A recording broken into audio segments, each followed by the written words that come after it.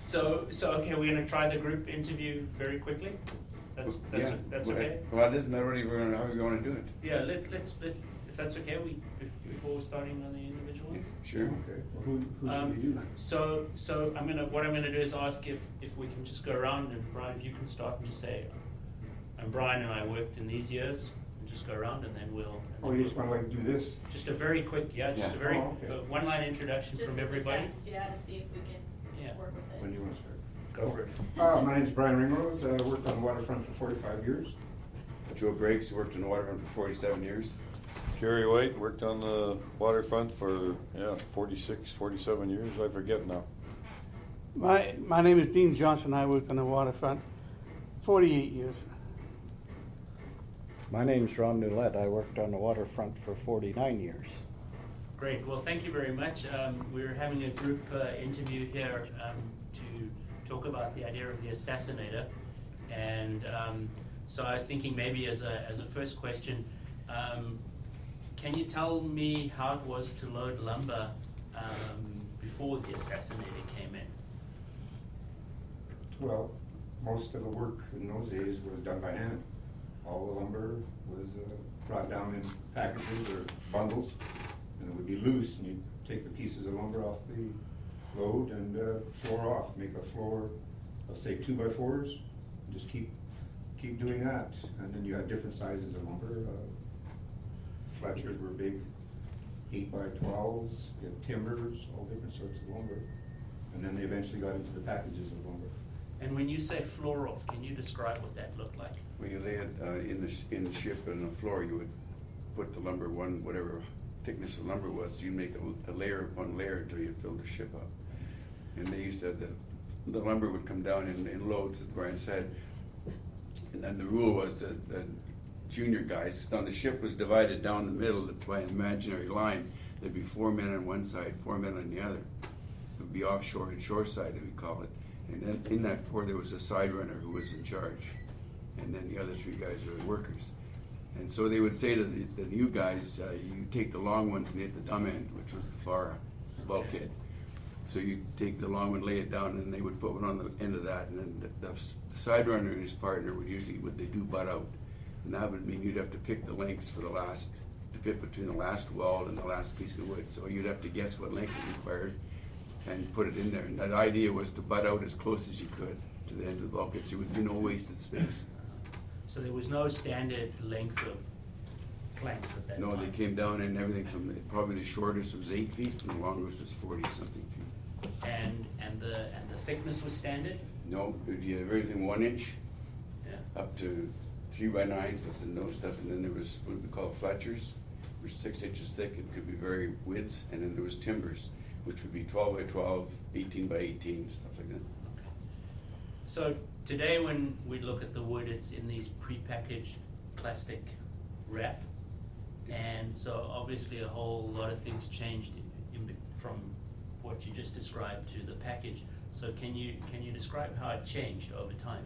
Well, the mills were ahead of the longshore. They had packaged lumber, which was lumber cut to uniform lengths. But there was no lift trucks on the docks yet. So they bought these machines we used to call them Assassinators, which were a roller system, where you would land the load on these rollers, push it into wherever you wanted, and then have to pry this thing out from underneath the load. And it would, when it got to a certain point, it would spit out at you and come shooting out of the end of the load. So we used to call them Assassinators. So when was this introduced? It would be early 60s, 62, 63. Yeah, during the 60s for the Assassinator, and then it started going into packaged lumber towards late 60s, early 70s, lift trucks, automation. And that's when it became more uniform. But the hand stove before that was all big loads of varying widths, and you just handled it one at a time, singled out or doubled up, depending how heavy it was. The flooring off aspect was just look at the floor, and that's what you did. You laid it on the floor until you got to a certain height to do what we called the wing, and that's when you got to head height, or the deck of the ship, and then you started winging up and bringing out the sides into the square. And so with the just to make sure I understand, the with the Assassinator, the packaging, they packaged it up at the mill, Yes. Yeah. and then that piece of equipment was only at the docks? Yes. Each company had their own Assassinators. They were all built the same, but they were different colors. And when you say each company, you mean each? Western Stevedoring had the silver ones, Empires were green, and they were all identical in shape and size and everything, but they were different colors, and they were owned by the Stevedoring companies. And in those days, did each stevedore have its own terminal? No, it's the ships. And they would have a contract to load one ship, whoever that ship would be. Whichever dock that Yeah, ship whatever, was at. yeah, whatever dock it would be. Yeah. And was there any difference between the companies? Were the machines all the same across all the stevedoring companies, or? As far as I know, they were all the same. And then how long did the Assassinator last? Until they could bring the lift truck down into the hatch. Basically. A lot of times they either didn't have lift trucks, the ship's gear wasn't good enough to bring the lift trucks down, or the lift trucks were too big to work in the spaces. I think when the Liberty ships went out, then they brought in the lift trucks, because the gear in the Liberty ships was only 3 ton, 3.5 ton. Maybe up, if we did it was 5 ton, it was the biggest you could get. See, the first lift trucks, you had the counterweights came off, so you'd lift the counterweight down, then you lift the machine down, and you had the counterweight on, because the gear wasn't strong enough to lift the whole machine as a unit. Okay, so by the 70s, the Assassinator was gone? Oh, yes. Oh, yeah.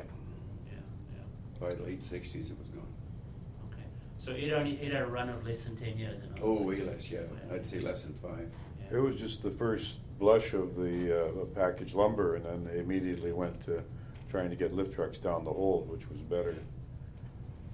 Yeah. On the packaged lumber side, if I understand correctly, part of what happened with the packaged lumber was that was when the trucking came in, when they went from bringing the lumber on barges to bringing it on trucks. Is that the same way you remember it? Well, they used to use barges for packaged lumber as well, but yeah, probably with trucking was the bigger percentage, yeah. And did you ever see anybody get injured using the Assassinator? Or did it happen to you? Never happened to me. Well, I had my foot hit once, but jumping out of the way, it wasn't anything too serious. Uh-huh. We were young and agile. And you knew to expect it. Once it came out so far, the weight of the load was be sitting like that on the angle, and then once the weight hit that, it tipped up and then it shot out on the bottom roller. And did it shoot out because it was spring loaded, or? No, the weight of Just the the weight. packaged lumber or the load on it, when it got past over halfway, the weight would push it out. It had rollers and it would just shoot right out. Okay. Best to describe it, you know what a creeper is that mechanics use?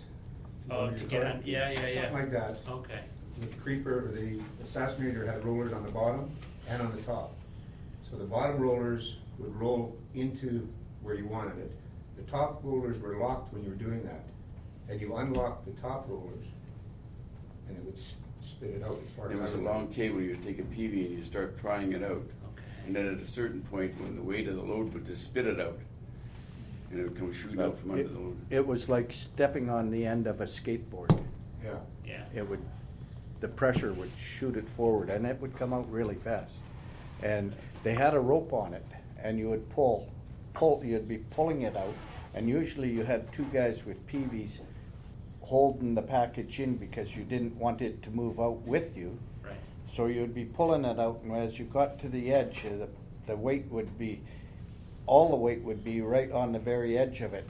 And when it got to that very edge, only that guy that was standing, and it was quite a long rope, and he'd give it that last little pull and jump sideways or move sideways quickly because it came out like a shot. Yeah. And that's why we call it the Assassinator. It would take your legs off if you were standing in that position. I don't know of anybody that really got hurt. I got clipped once, and only once. Do you you said that they very quickly try to replace it with, as soon as the ships were big enough, as soon as they could get forklifts down into the hull. Do you know, were the stevedoring companies, from the moment they introduced it, were they trying to replace it as quickly as they could? I think so, yeah, this was a stopgap measure. Like I said before, the mills were ahead of the dock. Yeah. Mills were making package lumber before the docks and ships were ready to handle it. So that was kind of a stopgap measure, this Assassinator thing. Yeah. And any idea who gave it its name? First guy that got hit by it. First guy to use it. Or the first guy observed the first guy getting hit. Probably a couple other names for it too. Okay, well, thank No, you very just about any time, as soon as they could make something go faster to pick up production, that's what they did. They moved on pretty fast. Through that period of time, through the late 60s and the 70s, when the automation and mechanization came in, they went pretty fast. Even now, I think when they load packaged lumber, they load, 40-foot units or something like that. It's been a while, but maybe they even do better than that now. It seems to me that when we had Handstone, they worried about the space, fill every little space, even down the ribs, everything else. And they were worried about losing even a foot of space on that ship. And then when it started, the Assassinators came and the package came, they didn't worry about space, just get a certain amount on, you know? They didn't care, it seemed too much. Was there, when they introduced the Assassinator, was there special training? No. No. Here it is, boys, how do you work it? Well, They set the machine down and I lock it. They said lock it and go to work. I think our first lift truck training might have came in the late 70s or mid 70s at the earliest. Training. You never got it? I never got it. Training on the job was, hey kid, come up here, you're gonna drive this winch, or hey kid, you're gonna do that. That was training. and if you ever said no, you weren't asked again, so you always said, yes, I can do it, yeah. You know. Who asked you to do it? Usually the guy that was supposed to be doing the job. He wanted a break. He had something else to do. So. Okay. All right. And his training? Same. Same. Same thing. There was no training, Peter, anywhere. Well, and the way the gear on topside went, when you look at the Liberty ship model over there, that's the type of gear we learned on. And then came in swinging cranes and swinging sticks and things like that. So it improved as well as you went along. And you were just expected to drive it when it got there. You operated it. It just took a while to get onto it, and then away you went. If you couldn't do it, they just got And somebody everybody else. was in gangs then too, so you'd be the only one or two new guys in the gang, very experienced people. So you'd work with them, so they'd tell you if you did something wrong. They'd more than tell you, they'd scream at you. So that was the training program, if So- there was one, such as it was. Right. So that was the gang of 8? Gang of 13, but the 8 men down below, Okay. 2-inch drivers, a hatch tender, and 2 slingmen. So there'd be 13-man gangs. All right, well, thank you very much for telling us about the Assassinator, and I'm going to turn this off now.